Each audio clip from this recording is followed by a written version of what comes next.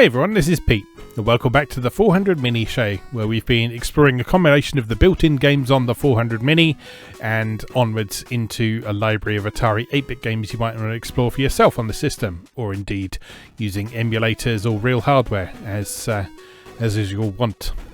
Today we're taking a look at a game called Shadow World, which is actually a long-standing favourite of mine that I don't think is terribly well known.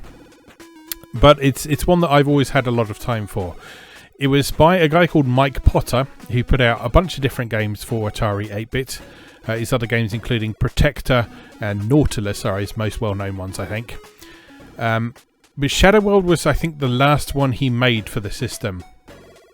And according to Wikipedia, don't know how reliable that is as a source on this date, but apparently this was his last game on Atari 8-bit because by this point he was only receiving royalties of about 80 cents per copy, and his own brother made an illegitimate copy of the game, and that caused Mike Potter to just go, well, sod this, and start making games for the Atari 8-bit because piracy was such a problem. And indeed, back in the day, I didn't have a legitimate copy of this. I just had it on one of the many discs we had in our collection that my dad and brother had acquired from the local computer club, as we've talked about previously. So, in Shadow World, you are in charge of defending the planet of Jantor, which is under attack by the alien Rigelians, and they are trying to steal the planet's supply of an element called trichasmium, which is used as the basis of modern technology on the planet. And the Rigelians have launched seed crystals towards the planet from space, which are gradually descending towards the planet, and it's your job to destroy them. Now, the interesting thing about this game is that, like a couple of Mike Potter's other games, this could be played either single player or two player, and the two player mode was split screen. And in fact, it was dynamic split screen, so that while the two players were apart from each other on a level, it was split down the middle, but it would join the two screens together when they were on the same screen, so it was very clever. I think the thing to do is to just jump into the game and have a look at how it plays. So let's take a look at Shadow World. So lovely title screen here with that classic colour flow effect on full display. 1982, this game is almost as old as me. So, how do we start? By pressing start, oddly enough. Okay, so we begin on wave 1. And we control this ship here, and you'll see on base 2 there, that's the helicopter that player 2 gets. Whoops, daisy. It's a good start, isn't it? Yeah, player 2 gets to fly a helicopter instead of a spaceship.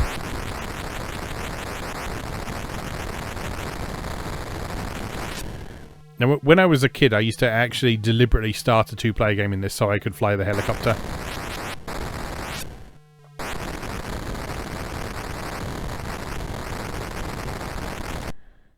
Because it was very much a thing in classic two-player games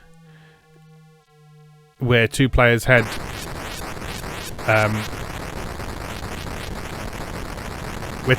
different sprites.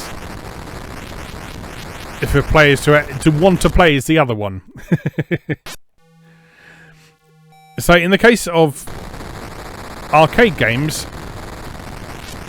you could often just press like player 2 start or whatever to play as one of the other characters.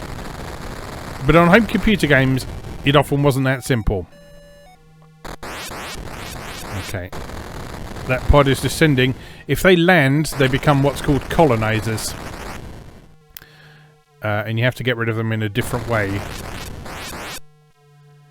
which is quite tricky. But otherwise, you just destroy them like that. And you see that they have sort of cycling shield frequencies. The white...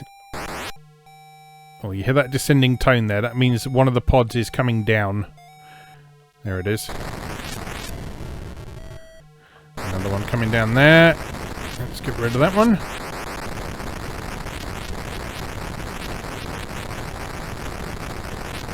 So there's elements of Defender to this game. And Defender was evidently a game that Mike Potter liked quite a bit, because his first game, Protector, was quite similar to Defender. And indeed, the name Protector certainly brings to mind Defender. Lots of baddies. Oops!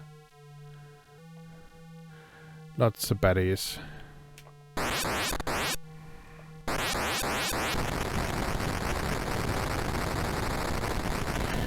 But yeah, like I say, this was a real favourite of mine when I was a kid.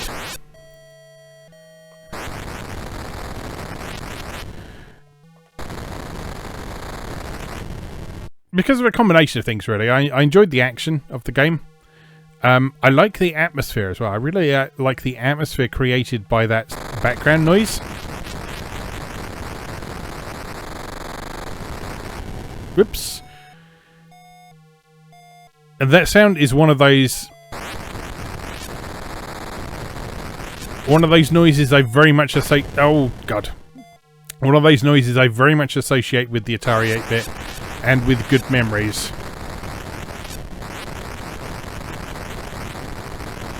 So it's one of those classic pokey sound effects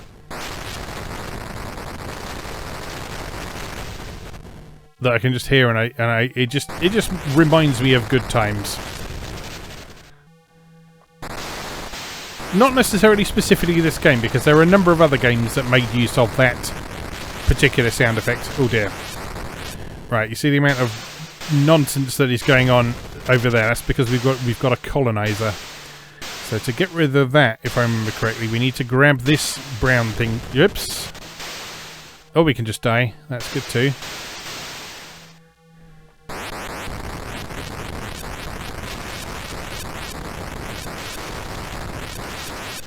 Right, we need to look out for one of those little brown things, and we need to collect that, I believe.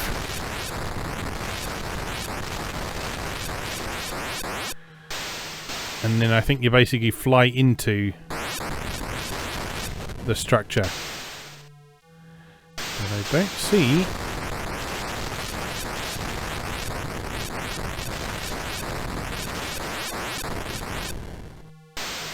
I don't see... Oh no, I'm dead. Well, that's that. So that's how this game works. Yeah. Oh, you'll see the top of the screen is getting cut off there.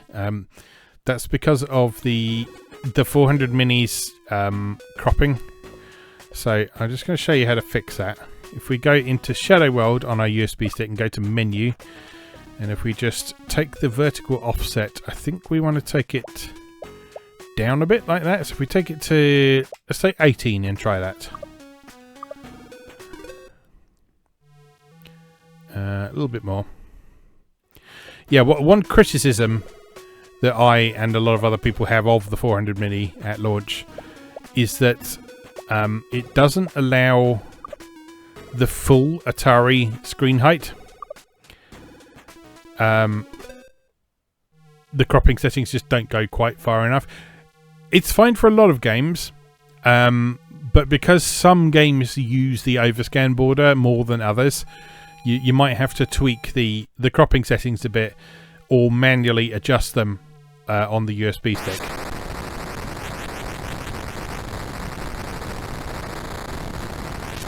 For games that do use the entire overscan border, it is possible to get the full display on the 400 Mini, but you have to manually edit the config files on your USB stick, which is a bit of a pain, but at least you can do it. At least you can do it.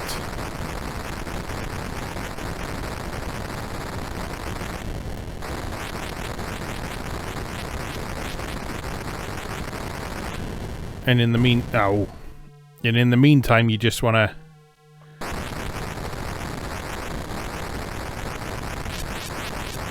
set stuff to a value that works for what you're playing. Now, like I say, a lot of stuff, it's fine with the built-in settings. It tends to be more recent homebrew stuff and demo scene stuff that uses the entire overscan border, because a lot of that is written on the assumption that you're going to be playing using a monitor or the specialist display or via emulation or something like that.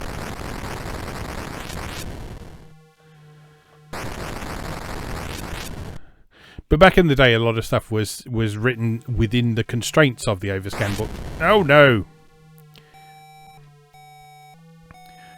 A lot of stuff was written to be within the constraints of the overscan border because... well, precisely because it was overscan. Because it was a part of the television that you couldn't necessarily guarantee would appear on screen or be visible. Oh dear, we're in trouble. No, we're not. We're fine. No, there's another one on the way down somewhere. Where is it? There you are. Oh, that was poor. Very poor indeed. Where are you? There you are.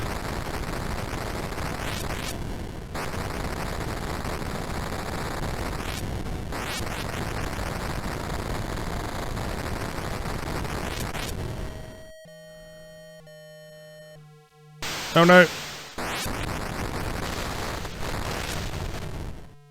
It's alright, I'm dead anyway. That's fine. I do want to figure out how to actually destroy one of those ones that's landed. It's something to do with grabbing that brown thing you see floating in the water there. So I think you have to sort of descend onto it. Yeah, there you are. And then you start flashing like that.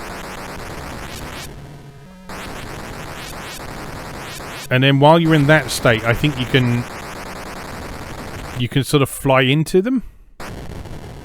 I believe is the way. Whoops, is the way it works. When you keep it after you die, that's useful to know.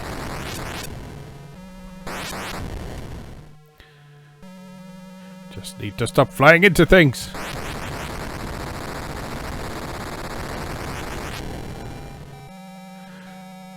So let's let this one land and see what we can do about it. So that one has landed now. So I think what we do is... no, we don't do that.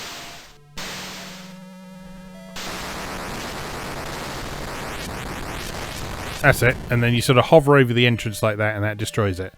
Okay.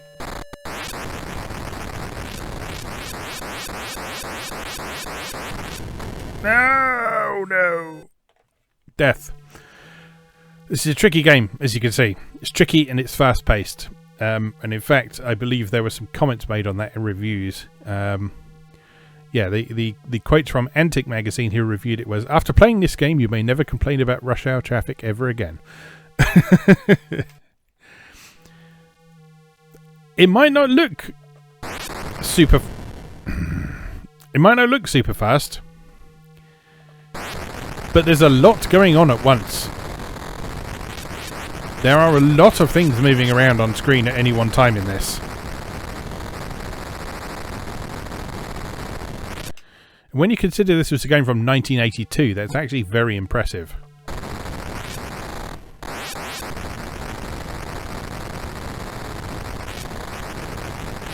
Especially when also bearing in mind things like the Atari only has 4 hardware sprites.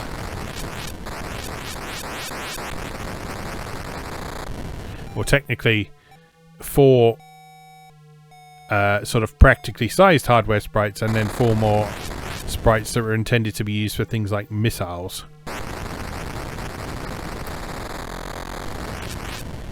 For the unfamiliar, the Atari hardware sprites were referred to as player missile graphics. Oops. For exactly the reasons you think. Because they were designed on the assumption that the players would be used for the player, and the missiles would be used for the missiles that the player shoots.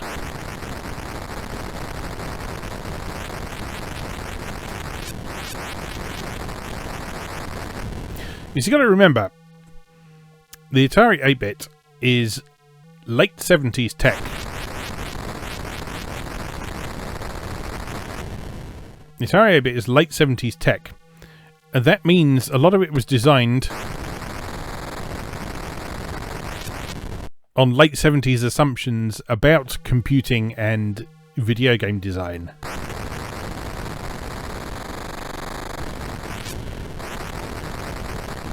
So in the late 70s, computer games were still very much in their infancy, and so anything beyond the player shoots the enemies was still either experimental or just simply hadn't been invented as a genre yet.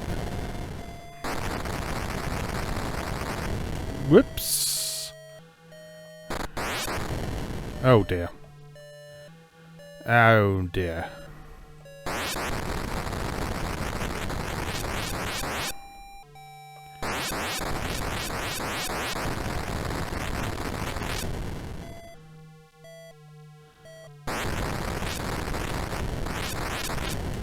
Yeah, one thing this game does brilliantly that a lot of other games could learn from, I think, is sound cues. So you immediately know when one of those pods is descending because you can hear it.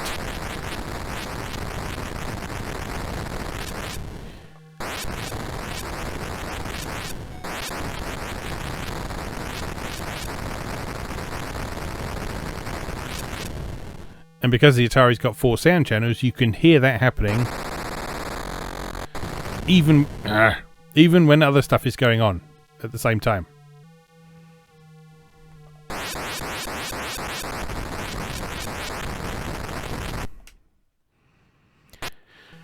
Next. Oh wait. I died on the level transition, as you do.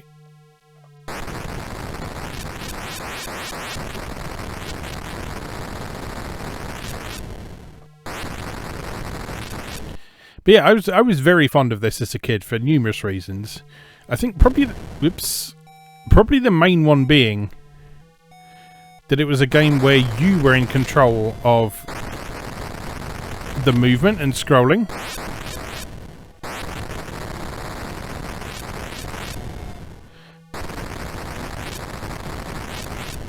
It gave a feeling of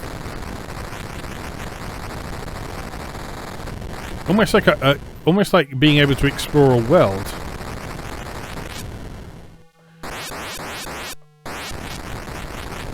Whoopsie. Which is very unusual at the time, because a lot of games at the time, or in the early 80s at least, unfolded either on a single screen, or if they were scrolling games, they unfolded in a linear scrolling environment. So yes, Defender existed.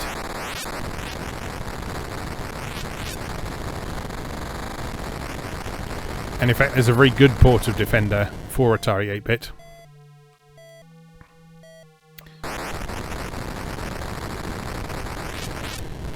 Whoops! But the idea of sort of being able to freely explore a game world, even if it was a very small one, as in the case of this game,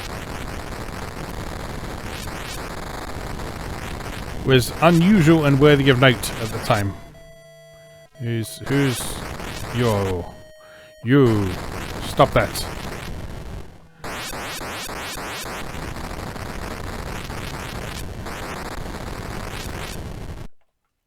Wave 4 down. Very nice.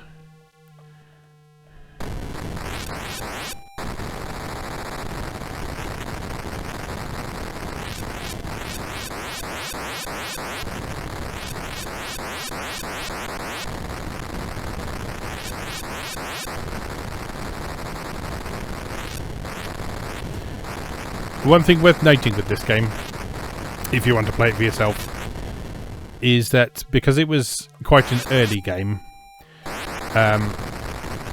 it has a tendency to crash on later revisions of the Atari operating system.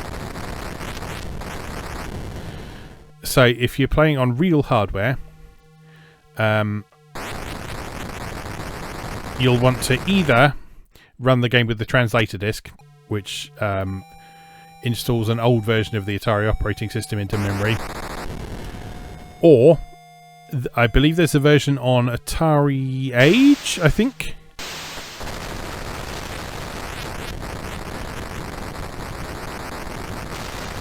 There's a version on Atari Age that has been patched to work properly on later revisions of the operating system. On the 400 Mini, what this means is when you run it, you'll want to make sure that the settings have the game running as if this was a 400 or 800.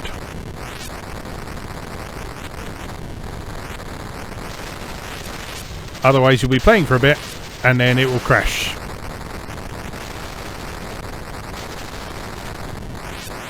Which no one wants because it's a good game.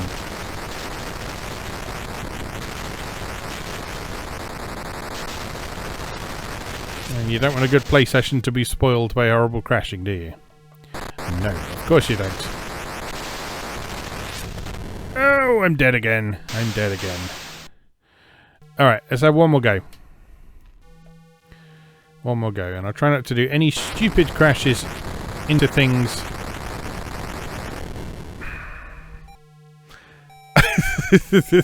No more crashes after that one.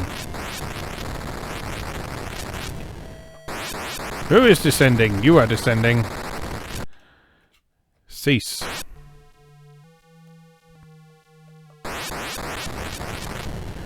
Oh.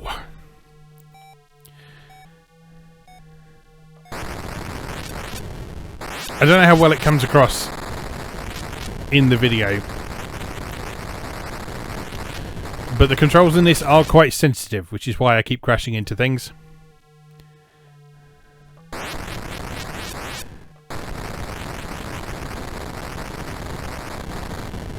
There's a sort of acceleration on the controls, and so it's quite easy to accidentally fly into things if you hold the direction for just slightly too long.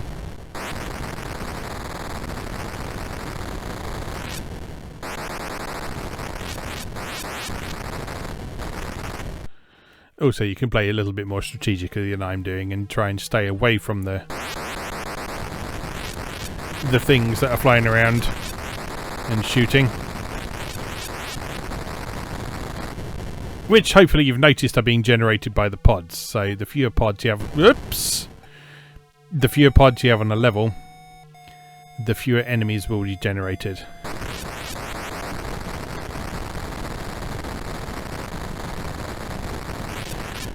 And you will have also hopefully noticed that when the pods land and become one of those colonizers, they shoot out a ridiculous amount of crap, which makes dealing with them very difficult.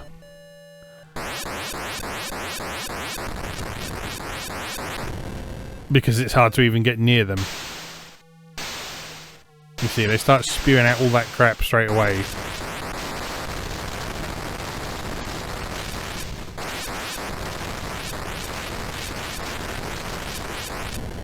And so to even get close to them to destroy them, you have to try and clear a bit of a path. So where playing in two-player can be quite handy, because you can have one person sort of clearing the way, and the other person focusing on destroying the pods.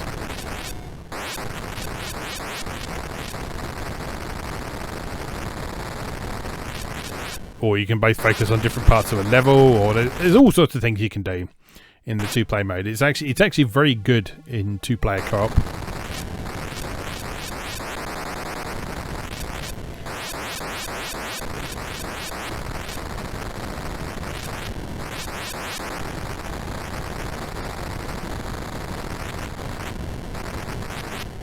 But, you know, if you're a lonely old man like me, you don't necessarily have someone who's up for playing. Which is a shame.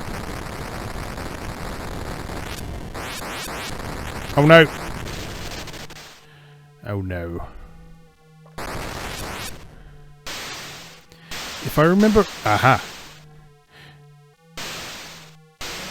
I was going to say, if I remember rightly, when the status bar turns green, that means that there's one of those brown things to pick up. Right, where is the thing? There it is. So we just need to clear a path. There we go, and just deposit ourselves over the top. Successfully handled.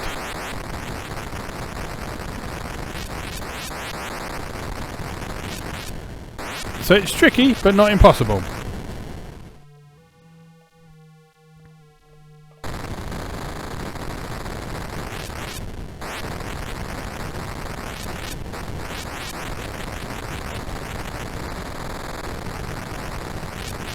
Yeah, I still love this game. It's really good fun.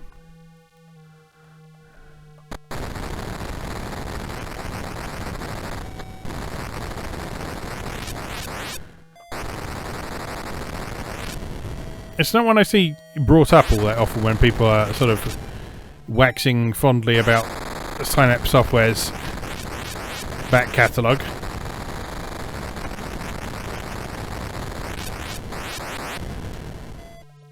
But it's always been a favourite of mine.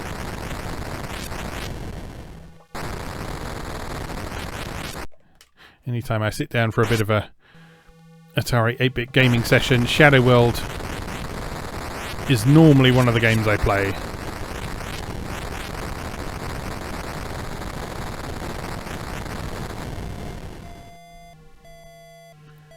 Who dares descend? Oh no!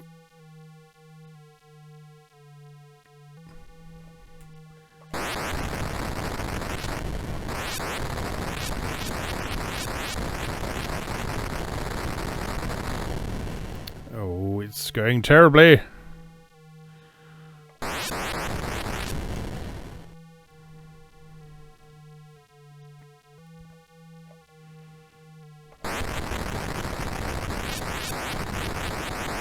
Clear some space. No, or just die. Just die. That's good too. Anyway, I think that's probably plenty for today. Well, that is Shadow World by Mike Potter for Atari 8-bits, published by Synapse Software. As I say, remember, if you do want to play this, remember to play it with the earlier revision of the Atari operating system. So on real hardware, play with the translator disc or use the patched version. On the 400 Mini, make sure that... In fact, I can show you the settings.